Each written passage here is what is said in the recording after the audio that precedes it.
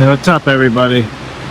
Today I'm going to attempt to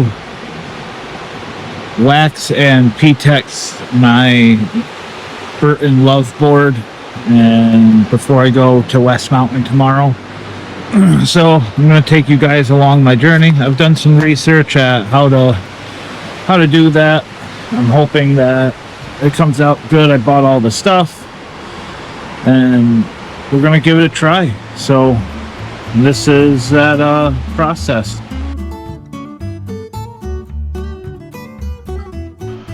Alright, what I was trying to explain in this section is how the file works. So the file is produced by iGoSki, and on it are 4 different angles to use for the side of the board, ranging from 89 to 86 degrees. And then to use for the bottom of the board, it is either 1 degree or 0.5 degrees. So you will use the file and scrape it along the edge, slowly filing off any burrs or nicks and straightening it out and removing any of the rust as well. And then from there you'll switch to the bottom, and in this I am using a medium-sized file before I switch over to the diamond plates.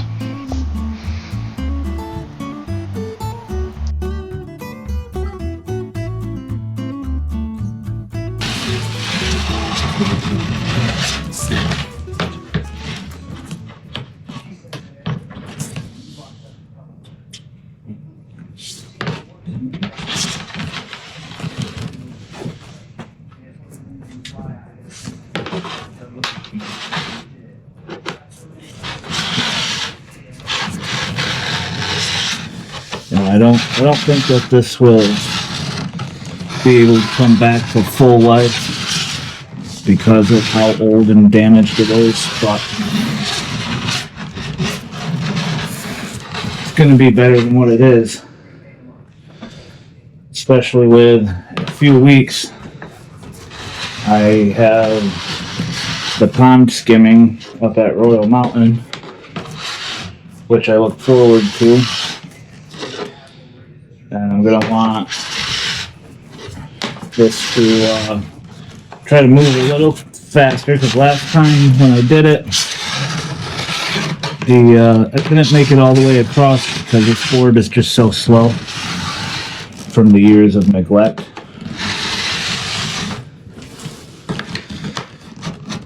So your primary points in which you want to really pay most attention to are your sides. The tip and tail don't matter as much because they aren't what's on the snow. Very, very little of your tip and tail will be touching.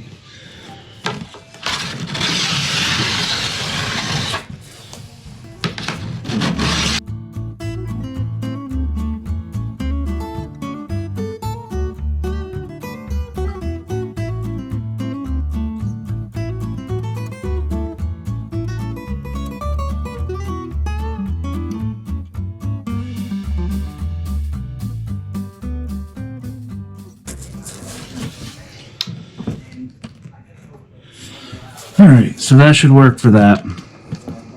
Now I'm going to go ahead. This goes in this direction to do the other side. So in this section here, I cut a whole bunch of it because a lot of this was just me trying to do it and not feeling like it was actually working because it didn't give me any signs that it was. But you just needed to trust the process, and it worked.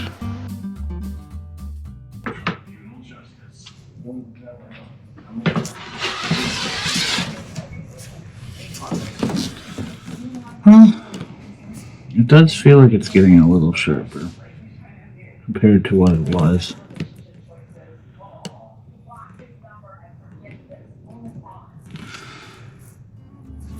Let's keep going and see.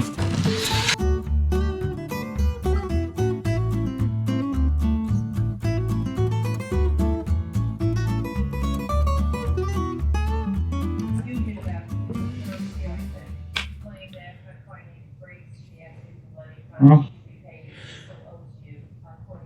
I don't know how much it worked going that way, but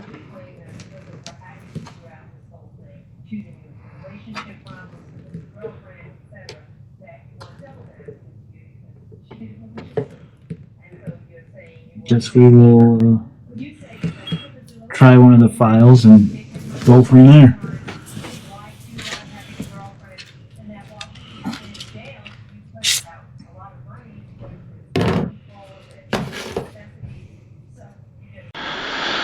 Now is the point where I went ahead and I did this whole process 3 more times, once for each grit that I had for diamond plates, which was, I believe, 340, 500, and 1000.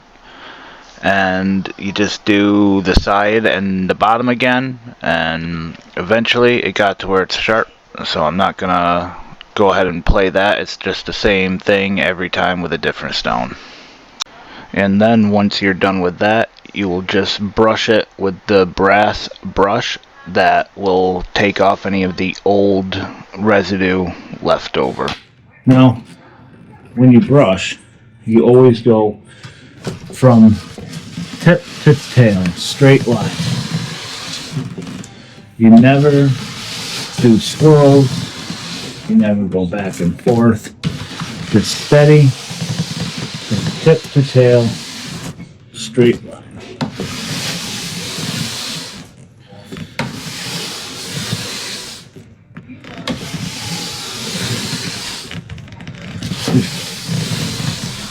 So this brass one is supposed to help loosen up and remove any old wax or buildup.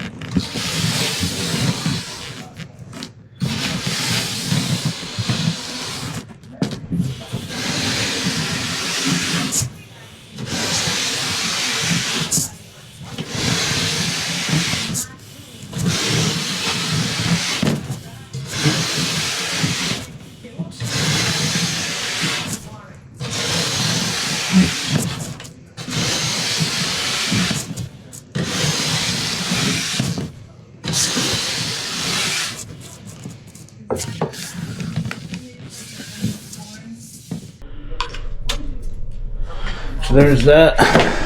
Then what they want you to do is use the gummy block and just real light across the edges all the way around. Takes off the burr. And for those of you who don't know what a burr is, so when you're sharpening the edge of a knife, or essentially this is the snowboard, if this is my knife, this piece of paper is the metal that comes off to the tip when you're doing the sharpening. Now, that's called the burr. The burr, as you're cutting in culinary standards, and I'm assuming it's going to work the same way when you're on the snowboard, this burr will flop over depending on what side it is. Now, the goal is to keep that straight, which in culinary, that's what using a honing rod does. It trues your blade. It makes the burr come straight again. Now with the snowboarding, you're going to want to use the gummy stone, or skiing, I guess. You want to use the gummy stone.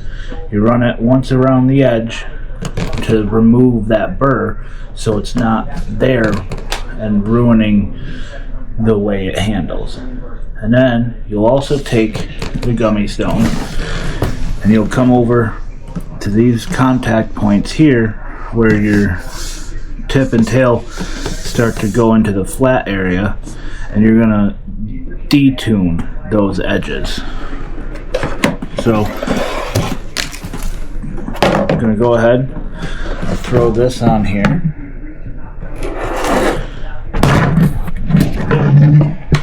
Sorry about that. Throw that on here. I will be able to see. So my board starts to get flat where it's gonna meet the snow about right here. So I can see that's where the light comes from underneath. So I'm just gonna go ahead and give a little quick scrape across all that, because if you catch that part of it, you will then end up hurting yourself or regretting it. And then you're going to just come to the back and do the same thing.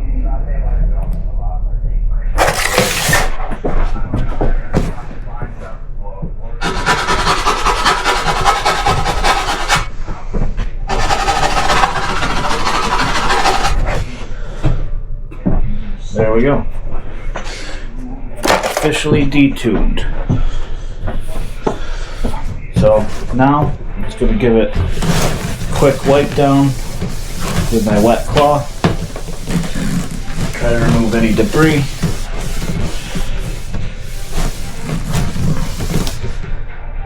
Looks good. There we go. So now my surface, everything is prepped. We're gonna go outside and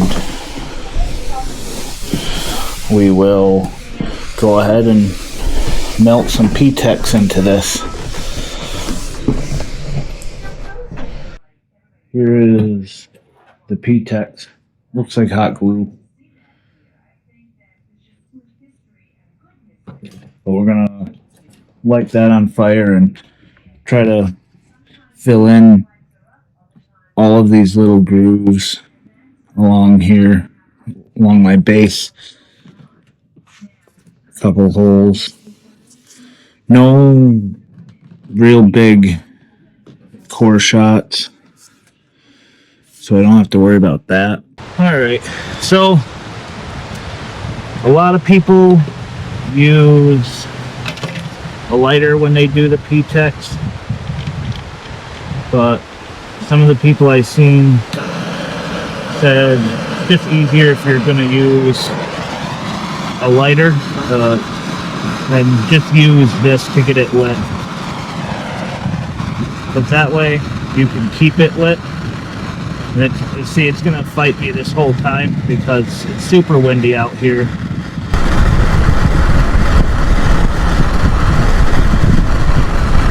Problem is I can't do it in a house.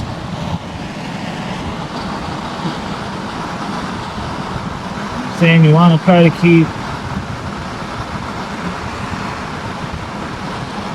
all the soot out of it, which I'm not doing a good job on it.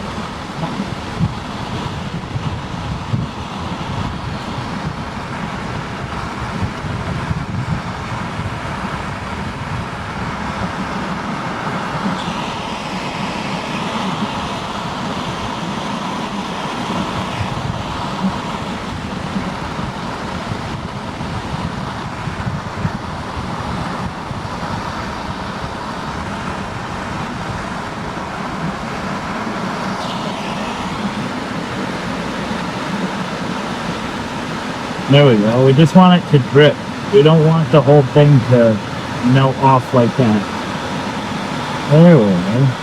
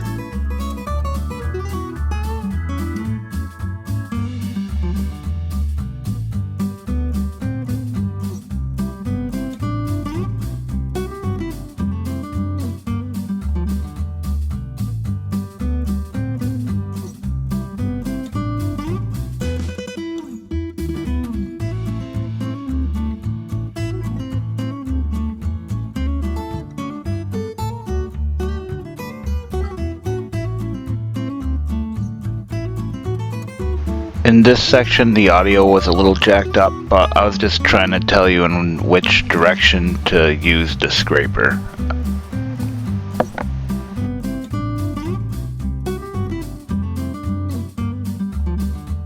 And again, you're going to go from tip to tail.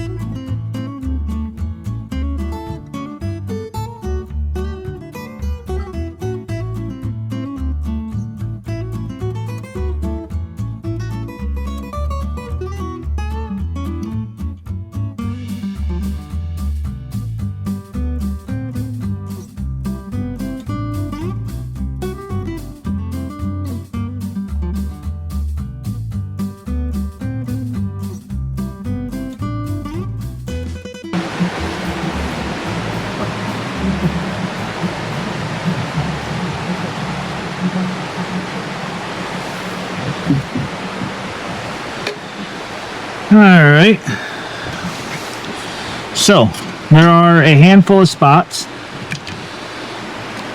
that can use some more, so I'm going to light this back up and we'll top off the rest.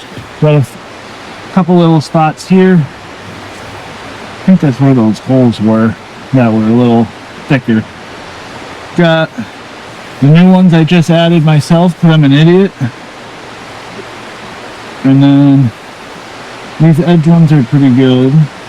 This one down here is a little deep, and these ones right here can use a little more.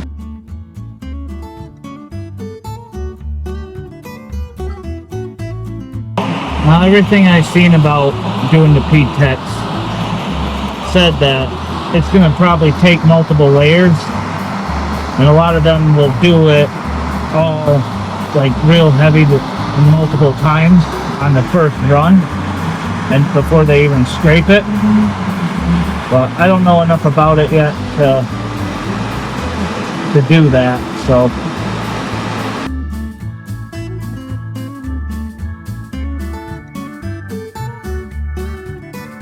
There we go.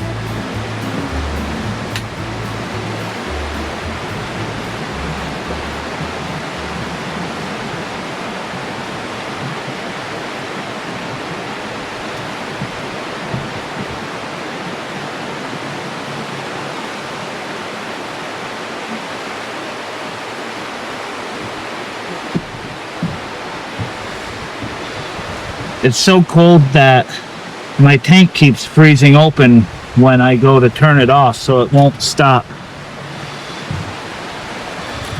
Alright, so that should be enough. I'm going to go ahead and scrape this, and then we'll head back inside. I guess we're going to go ahead and use our horsehair brush.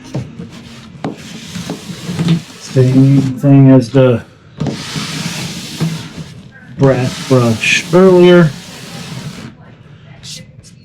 Tip to tail, tip to tail, every time you do it.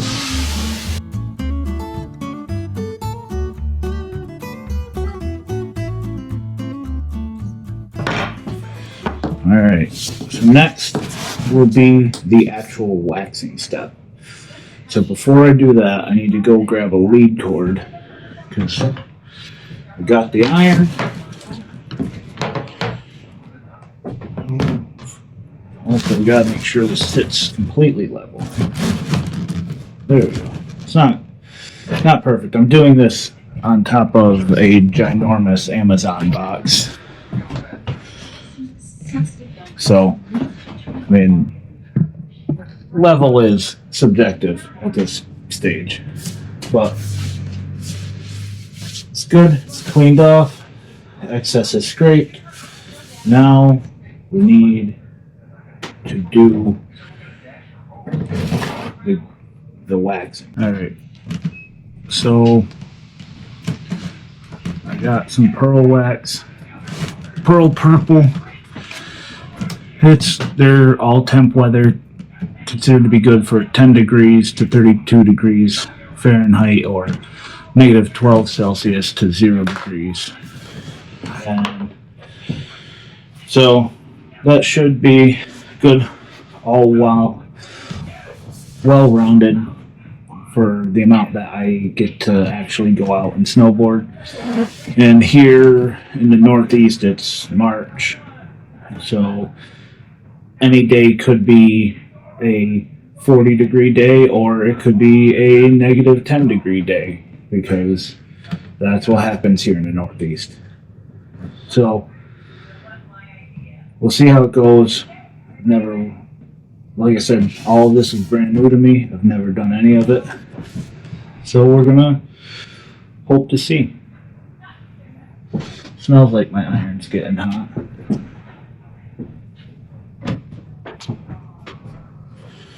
So I know when you do it, you want to hold it at a 45-degree angle, melt the wax, and let it drip onto the board, like so.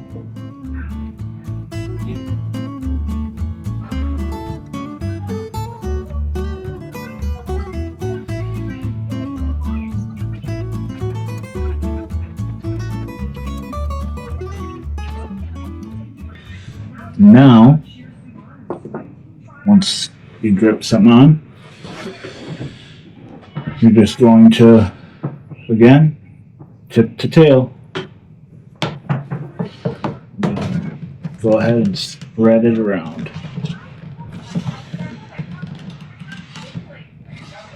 And your goal is to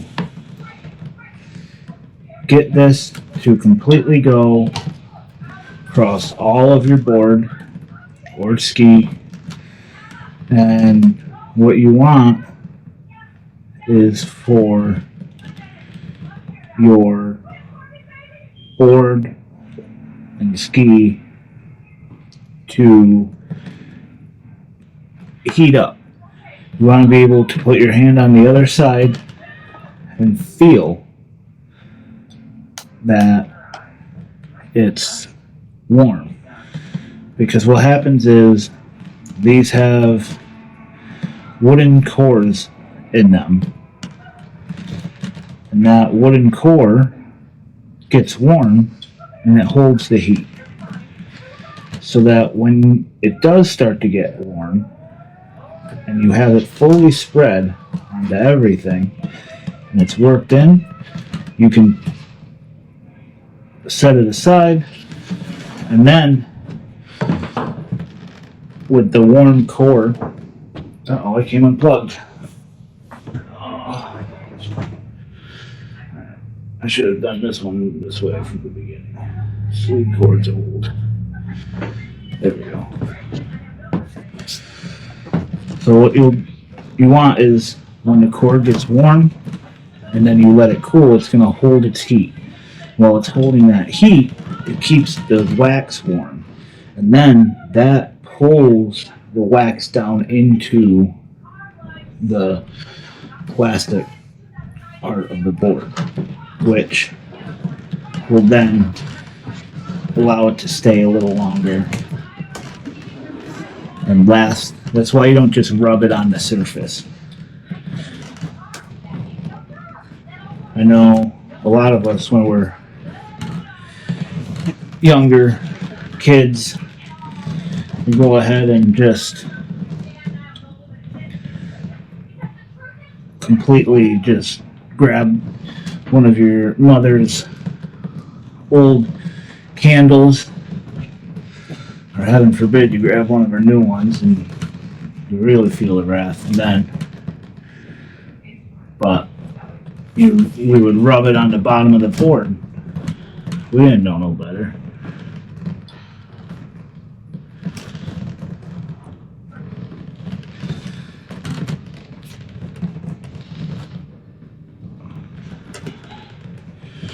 rub that onto the board, rub it onto the handrail. Rub old candle wax everywhere. Everything smelled like baby powder.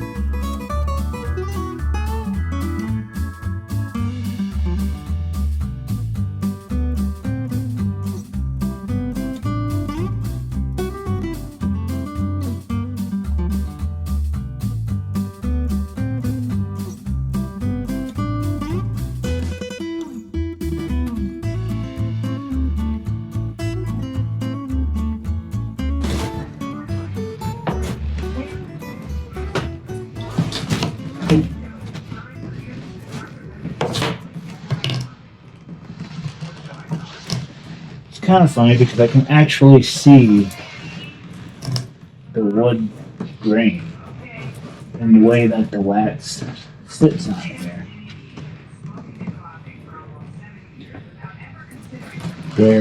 Where it dries. Where it pools. It looks like a sheet of wood. It's pretty cool.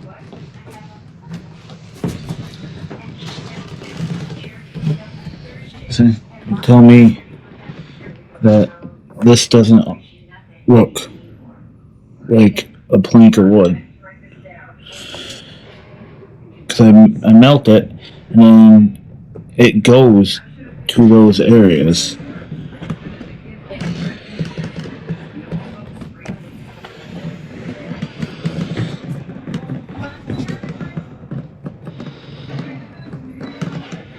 So it's a low lying spot here. I don't know how to stop that.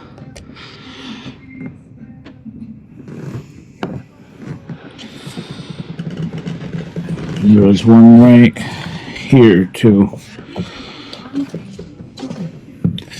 Let's go ahead and see. Put my hand underneath. Board is still kind of warm. So now, next step rather, is going to be give it 20 minutes or so to cool. Because even if the outside isn't warm anymore, the inside will still be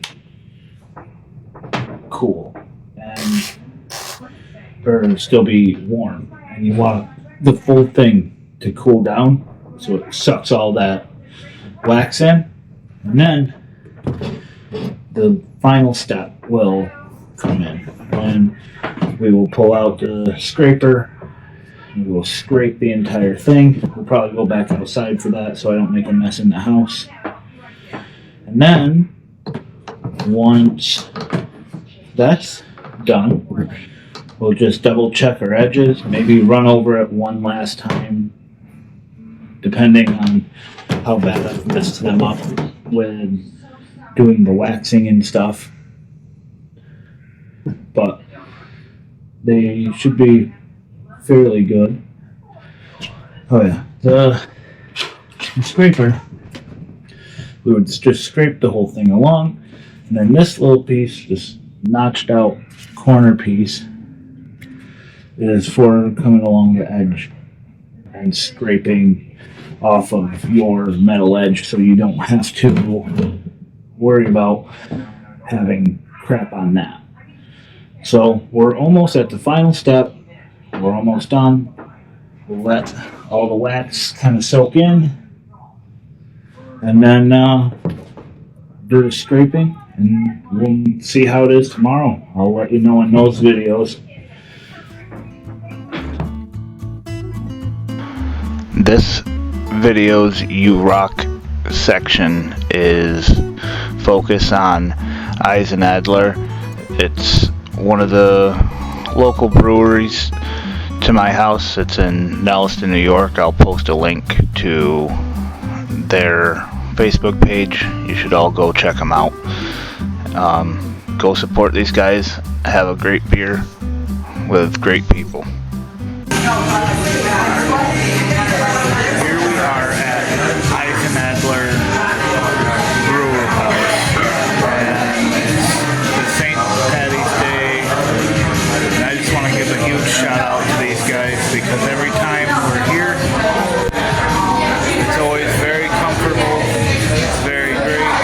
People here are just wonderful to be around, and they support us and we support them. So go check them out. Nelliston, New York. Have a beer.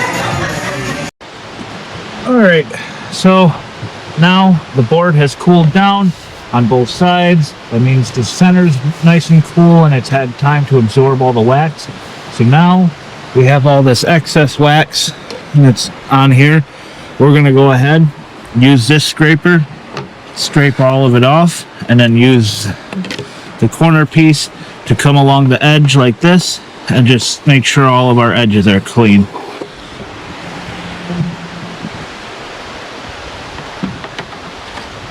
Again, just like every other process, we're going from tip to tail, tip to tail.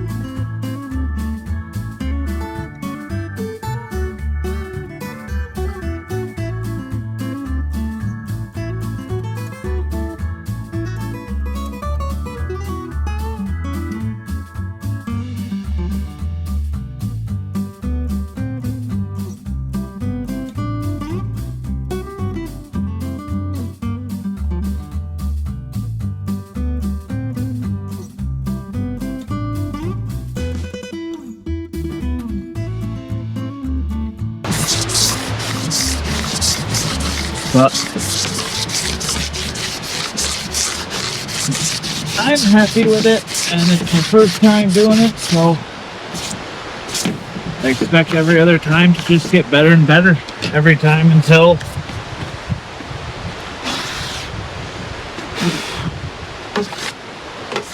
I become really good. Now let's go ahead and take our square edge.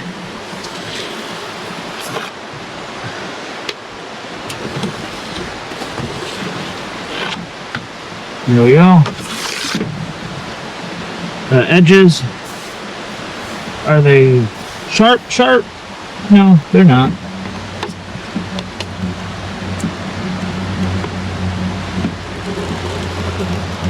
But are they sharper than they were? Yep, that they are. That they are. Doesn't take much to be sharper than a spoon, though.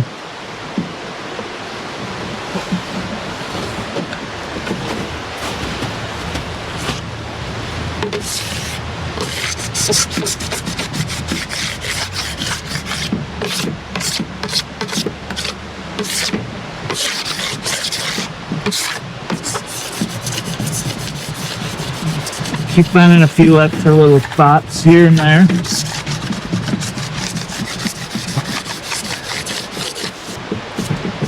But overall, I think we're good. So now we'll be able to go in. We'll hit it with the polishing brush, and that should finish us off.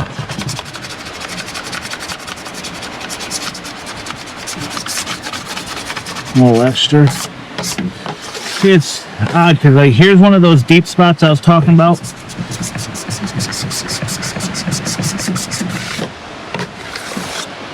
And right here is another one. So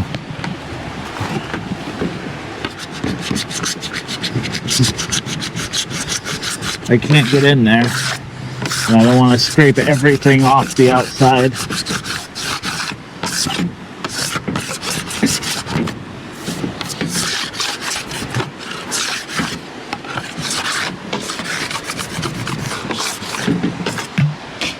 There. If any of you know anything more about doing this, or know people that do, send them to my comment section. I'd love to hear how I can improve.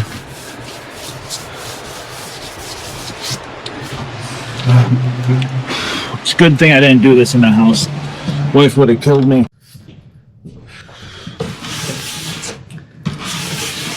Tip, tail, tip.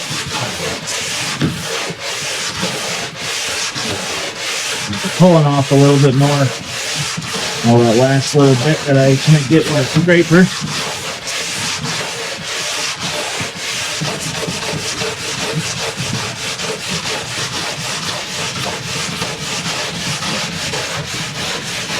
You can see the fine dust.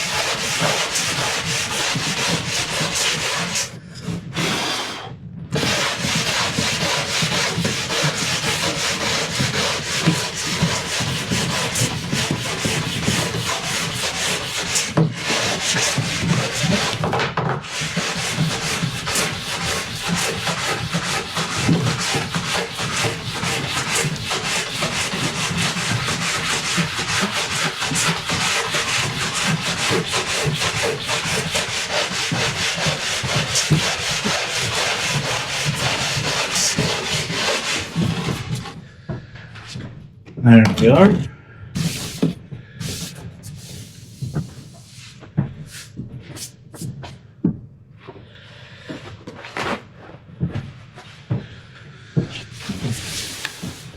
Wipe all this off.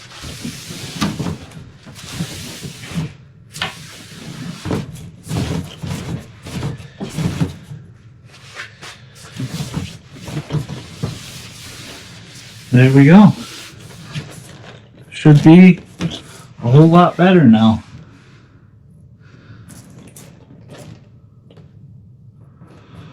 Should be a lot better. Guess we'll find out tomorrow. But that's that. Thank you for watching and joining me on my journey of watching or trying to learn how to wax a snowboard for the first time or repair a snowboard. like I said, this thing is from 2012, so it's quite old. And the entire time I've had it, I've never once waxed it or sharpened it. I've never once taken it to a place to be maintained. I have ridden it and ridden it and ridden it. So let's see, actually 2011 this came out, so it means I've had it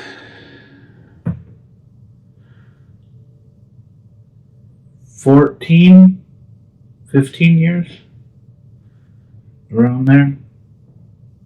Yeah, 14 years, because it's 2025, so. Well, I hope you guys enjoyed. Like I said, leave some comments, and if you know anybody who knows anything more about it, send them to my comment section. I'd like to hear what I can improve on. So thank you for watching. See ya.